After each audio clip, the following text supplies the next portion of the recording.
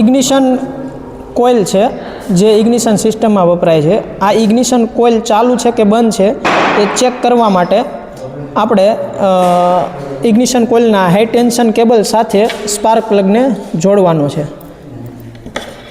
એને જોડ્યા બાદ બેટરીના પોઝિટિવ ટર્મિનલ છે. બેટરીના પોઝિટિવ ટર્મિનલ સાથે એક વાયર જોડીને બીજો વાયર જે ઇગ્નિશન કોઇલના પોઝિટિવ ટર્મિનલ સાથે જોડવાનો છે. એ જોડાઈ જાય બાદ બેટરીના નેગેટિવ ટર્મિનલ સાથે એક વાયરને જોડવાનો છે અને બીજો છેડો એનો સ્પાર્ક પ્લગને આપવાનો છે. ત્યારબાદ ઇગ્નિશન કોઇલનો નેગેટિવ ટર્મિનલ છે જે એની સાથે એક વાયરને જોડીને બીજો વાયર આવી રીતના ટચ કરવાનો છે. તો તમે જોઈ શકો છો સ્પાર્ક પ્લગમાં સ્પાર્ક થાય છે. તો આ ઇગ્નિશન કોઇલ ઓકે છે.